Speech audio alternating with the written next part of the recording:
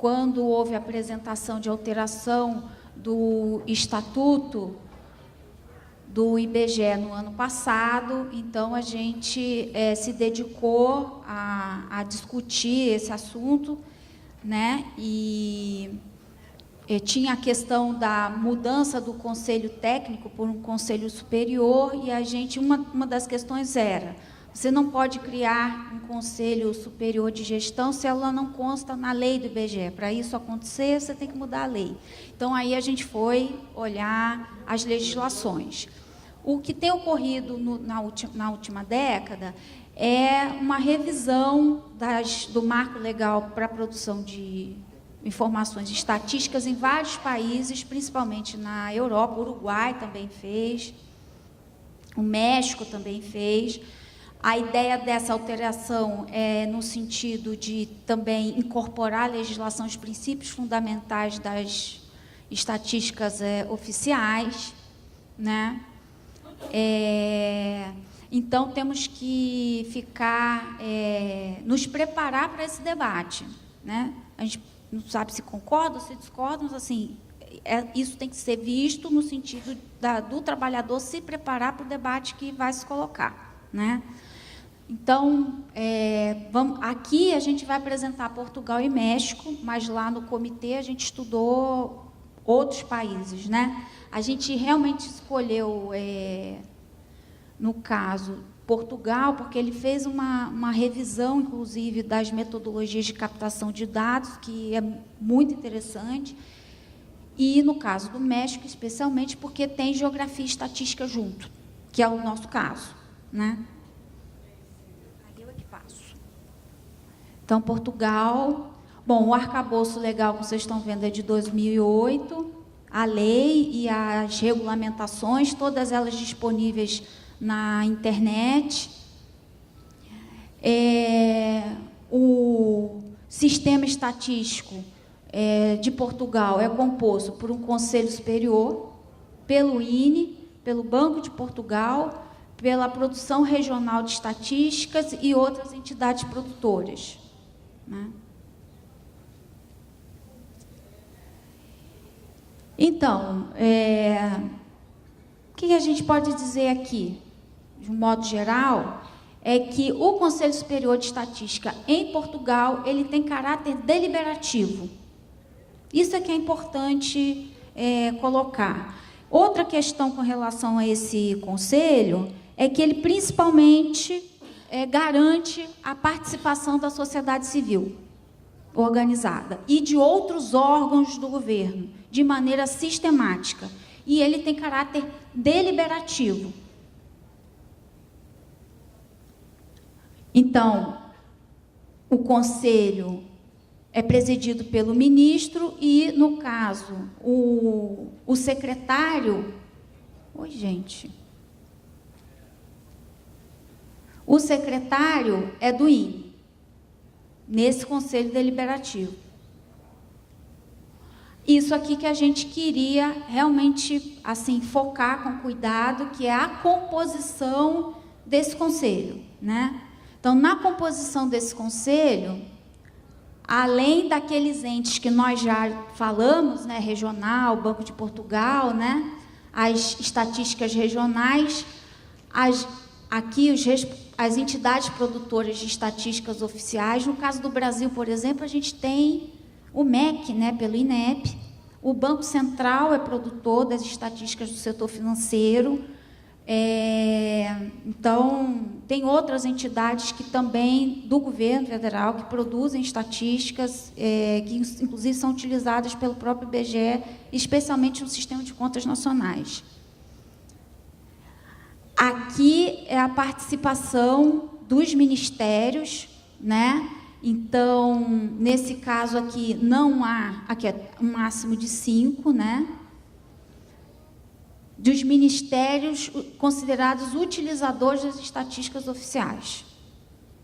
Então, tem a participação dos ministérios, mas tem a Comissão Nacional de Proteção de Dados, né, que eles possuem lá essa discussão sobre a abertura da informação do setor público para a sociedade, E aí eles têm uma comissão para fazer a política de informação, associação de municípios, confederação empresarial, representantes de cada central sindical, associação de consumidores, professores e 5 especialistas, né? Então, chamar atenção exatamente para essa parte de baixo aqui, olha, né? Que no caso do Brasil nem é pensada a possibilidade desse tipo de participação, né? E, novamente, esse conselho, ele tem caráter deliberativo, né? Então, ele define, ele não é só consultivo, ele não só dá uma sugestão, ele delibera. Outra coisa importante é que tem mandato. Então, não fica ad eterno, não. Tem mandato, tem rodízio. Bom, no caso das competências, assim, a gente não vai se deter muito, mas assim, ó, linhas gerais, depois definir as operações estatísticas, aprovar instrumentos técnicos de coordenação, promover a divulgação. Não, aqui. Aprovar questionário, né? Discutir a questão dos dados, isso aqui é importante, ó, porque isso aqui, proposta de liberação de dados sujeitos a segredo estatístico, né? Porque a questão do segredo estatístico é sagrado, né, para a gente como princípio da produção do dado. Então, a liberação de microdado, a utilização tem que sempre passar por uma política relacionada a segredo estatístico, né? E aí, olha, é tão importante que aparece de novo, ó, zelar pelo cumprimento do segredo estatístico. Orçamento, ó.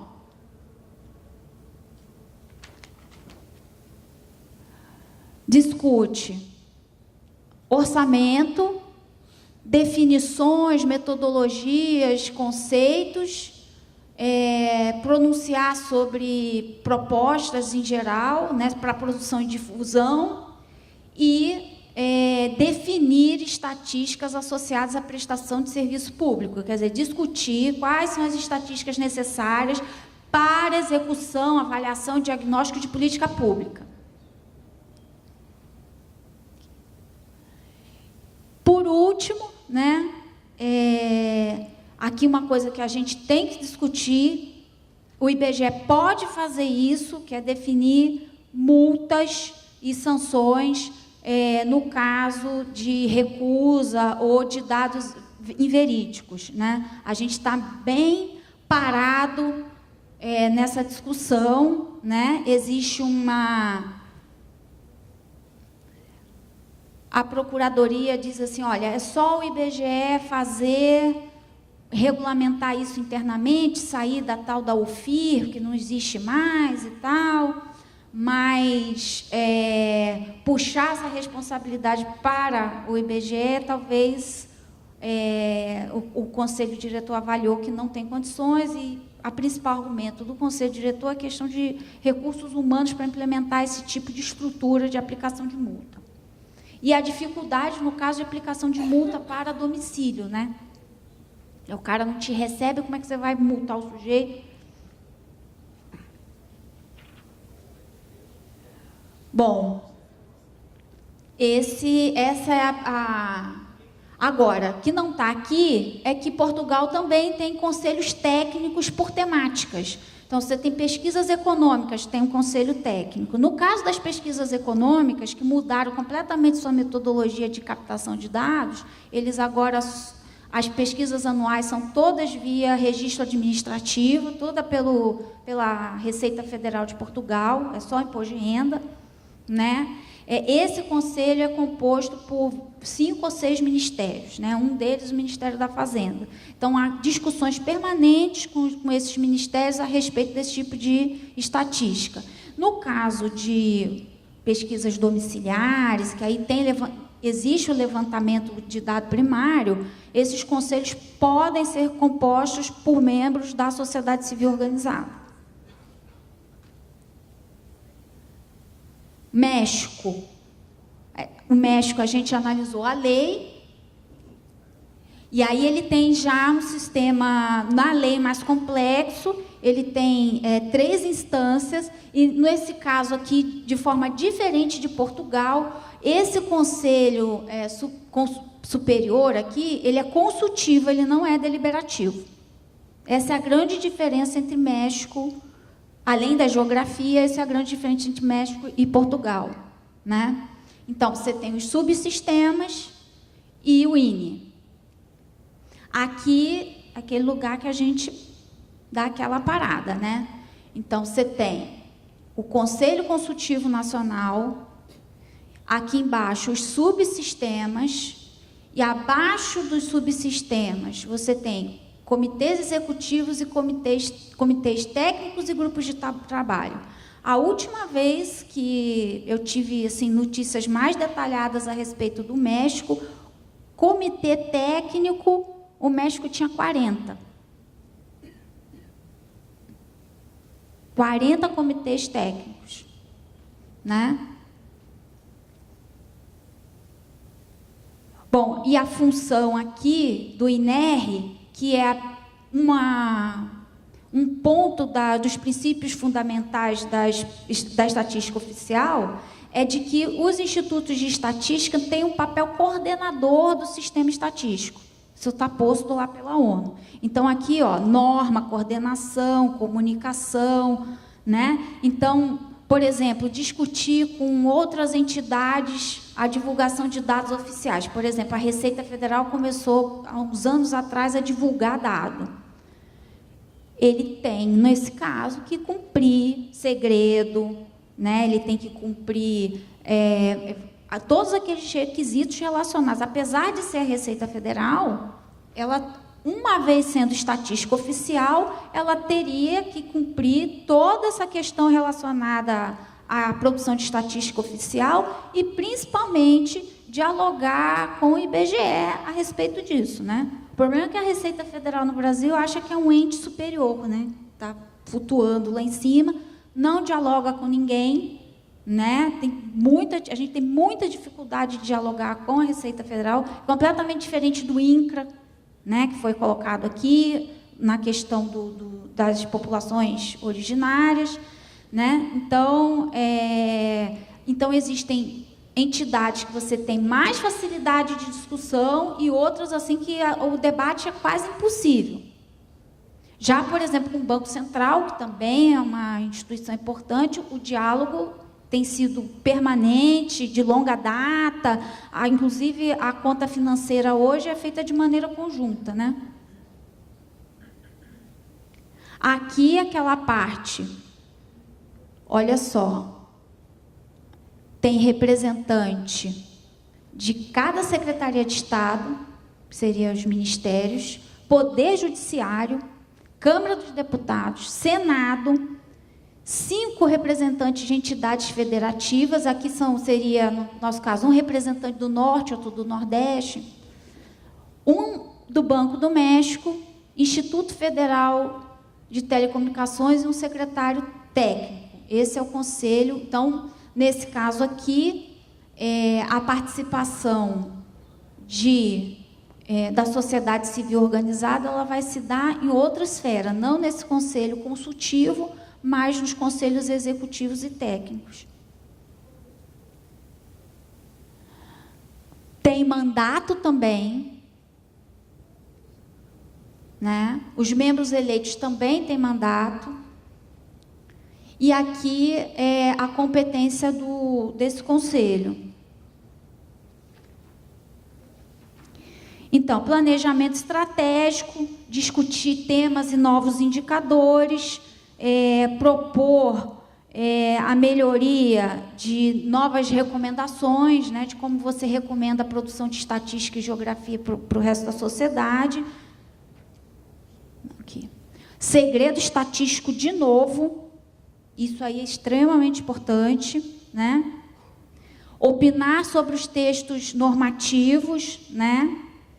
Indicar indicadores chaves para discussão de política pública, né? É um pouco diferente de outros lugares. Em alguns países, quando você discute a política pública, você discute o indicador junto, né? Em outros países, que é o caso aqui do México, você discute a política pública, depois você vai lá no INE e pergunta: e aí, qual indicador que a gente pode ter da estatística oficial para monitoramento dessa política?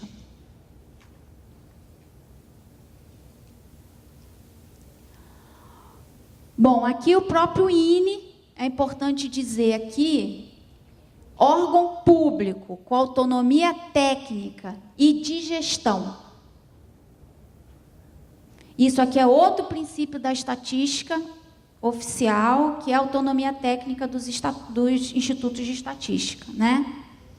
Então, mais uma vez, aqui, eles são mais explícitos do que no caso de Portugal, na referência aos princípios fundamentais das estatísticas oficiais, né?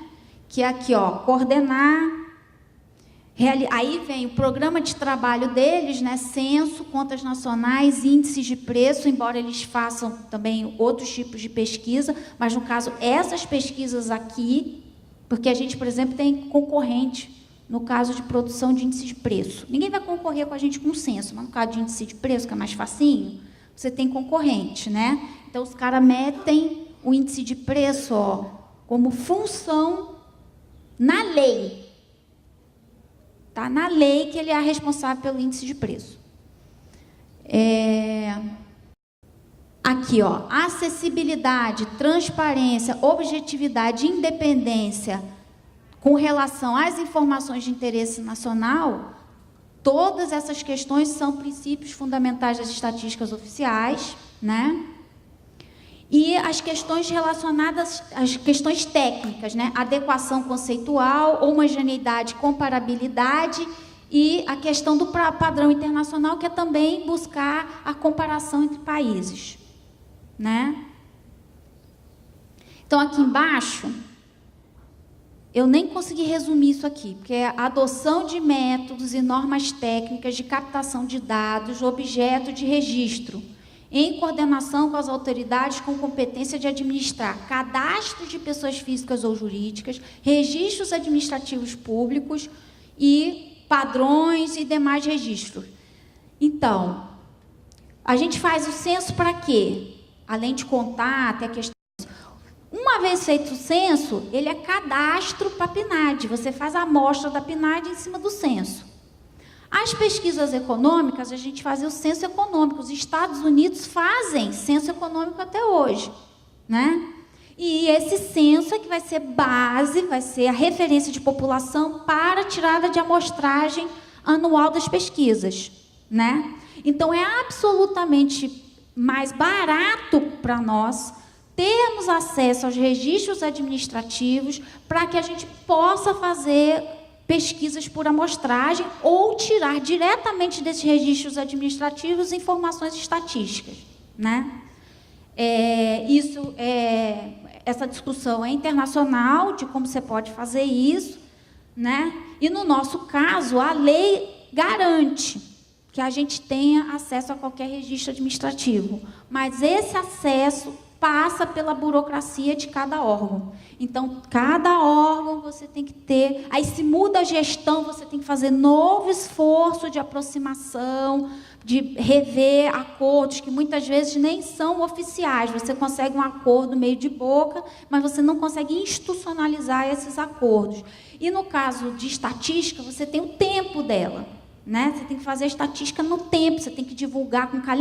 Você perde esse contato com os registros administrativos relacionados à disponibilidade de tempo, você prejudica o programa de trabalho, né? Então, hoje, principalmente, o que o IBGE faz com o registro administrativo é base para pesquisa amostral.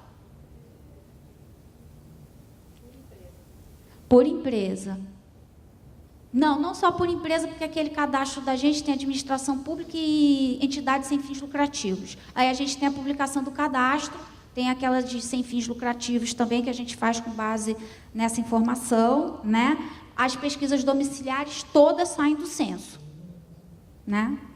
Todas saem do censo. O cadastro das domiciliares é o censo. Então, aqui,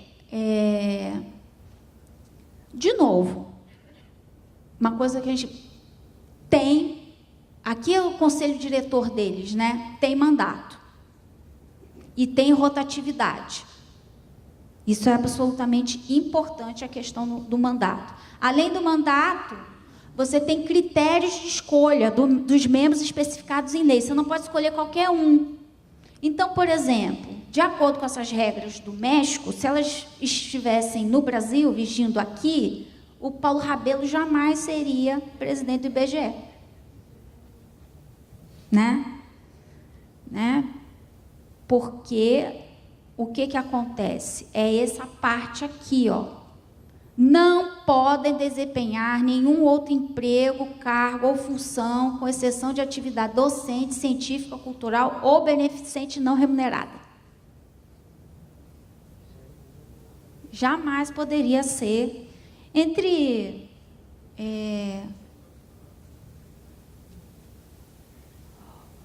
Bom, essa aqui é a junta de governo, né? Os membros são somente... Aí a questão da exoneração, quer dizer, garantir autonomia, não é porque muda o presidente do país que você pode demitir o presidente do instituto. Ele tem que cumprir o mandato dele. E ele só pode ser retirado do mandato se cumprir, se cair em alguma dessas exigências. Caso contrário, ele não pode ser retirado do cargo. Por último, as competências que repetem muito, né? A questão de Portugal, que é planejamento estratégico, os planejamentos, né? Todos eles, os indicadores, regimento interno, programa anual do Instituto, o calendário de divulgação, né? Isso é uma cultura que foi internalizada já no IBGE, que é a gente ter esse calendário, né? Garantir que o usuário tem essa expectativa de receber a estatística em determinado dia e além disso, você garante a série histórica, né? Que o sujeito você não pode divulgar 2016, esquecer 2017, depois divulgar 2018, quer dizer, garantir a regularidade da estatística para manter a série histórica. Então, às vezes, a gente fica meio apavorado, né? Porque, assim, você quer manter a série histórica, o sujeito corta o orçamento. Aí você vai fazer o quê? Você fica meio complicado. A gente fica, né? Multa, né? Dessa junta de governo, né? Quem define o que é oficial e o que não é, né? Vai produzir o que é a divulgação, a informação com divulgação de segurança nacional, né? Criação de outros subsistemas e a visitação por das unidades, no caso lá os estados do México. Regular e monitorar aqui, ó, monitoramento e publicação da informação, né? Que é tudo que a gente faz, né? A gente coleta, processamento e divulgação. E acabou, gente. Obrigada. Espero que essas informações ajudem a gente a refletir sobre o nosso futuro.